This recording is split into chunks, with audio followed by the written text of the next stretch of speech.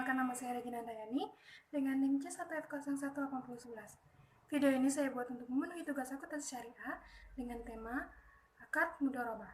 Berikut penjabarannya. Pembahasan pada materi kali ini yang pertama, pengertian akad mudharabah dan jenis akad mudharabah. Yang kedua, prinsip pembagian hasil usaha. Yang ketiga, pelakuan akuntansi PSAK 105. Pembahasan pertama yaitu akad mudharabah. Akad mudharabah adalah suatu akad kerjasama untuk suatu usaha antara dua belah pihak, di mana pihak yang pertama menyediakan seluruh modalnya, sedangkan pihak yang lainnya menjadi pengelola.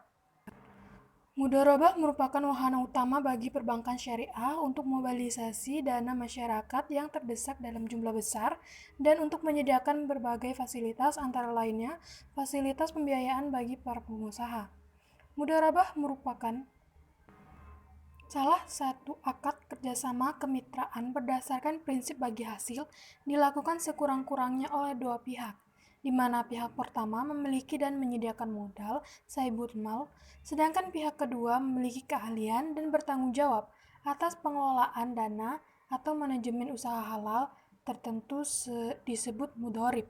Selanjutnya, jenis mudharabah. Akad mudharabah dibagi menjadi dua jika dilihat dari segi transaksi, yaitu yang pertama, mudharabah mutlaqah. Usaha diajukan oleh mudharib kepada saibul mal. Dalam akad ini, pemberian modal tidak menentukan jenis usaha apa yang akan dilakukan, dan hanya memberikan modal usahanya. Nantinya, pemberi modal akan menerima nisbah bagi hasil dari usaha yang berjalan. Yang kedua, mudharabah muqayyadah. Usaha ditentukan oleh pemberi modal, sedangkan pihak yang menerima pembiayaan hanya sebagai pengelola yang menjalankan usahanya. Selanjutnya, prinsip bagi hasil. Bagi hasil merupakan suatu bentuk skema pembiayaan alternatif yang memiliki karakteristik yang sangat berbeda dibandingkan bunga. Sesuai dengan namanya, skema ini berupa pembagian atas hasil usaha yang dibiayai dengan debitor.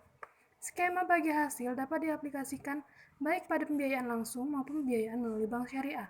Dalam kontrak bagi hasil, perlu didesain sesuai skema bagi hasil yang optimal, yakni secara efisien dapat mendorong entrepreneur untuk melakukan upaya terbaiknya, dan dapat menekan terjadinya fleksifikasi.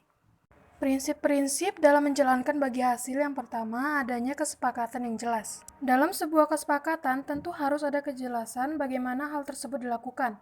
Hal ini terutama berlaku untuk pemodalan. Apakah pihak investor memberikan seluruh modalnya atau hanya sebagian? Jika pihak-pihak yang bersepakat sama-sama menyetor modal, perlu ada presentasi pembagian jika rasio modal diberikan berbeda-beda. Yang kedua, adanya kejelasan usaha yang dilakukan. Jenis usaha yang dilakukan dan diketahui harus disepakati bersama. Begitu pula jika pengelola modal memutuskan untuk mengganti atau mengembangkan usahanya. Hal tersebut penting agar tidak timbul perselisihan di kemudian hari. Yang ketiga, adanya ketentuan waktu. Dalam bagi hasil, perlu disepakati kapan proses pembagian terjadi kepada seluruh pihak, apakah setiap bulan atau rentan waktu lainnya.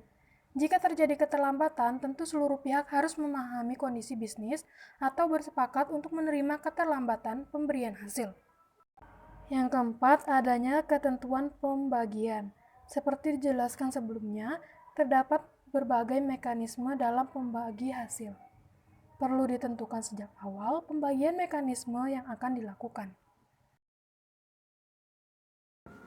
Selanjutnya, pelakuan akuntansi PSAK 105. Standar akuntansi keuangan atau SAK adalah standar praktik akuntansi yang digunakan di Indonesia, yang disusun dan diterbitkan oleh Dewan Standar Akuntansi Keuangan yang dibentuk oleh Ikatan Akuntansi Indonesia. Standar akuntansi ini mengatur hal tentang pembuatan, penyusunan, hingga proses pencatatan dan penyajian data-data akuntansi dengan tujuan laporan keuangan menjadi seragam dan mudah dipahami oleh para pengguna. PSAK 105 mengatur pengakuan, pengukuran, penyajian, dan pengungkapan transaksi mudharabah. Pernyataan ini diterapkan untuk entitas yang melakukan transaksi mudharabah baik sebagai pemilik dana maupun pengelola dana. Pernyataan ini tidak mencakup pengaturan pelakuan akuntansi atas obligasi syariah atau sukuk yang menggunakan akad mudharabah.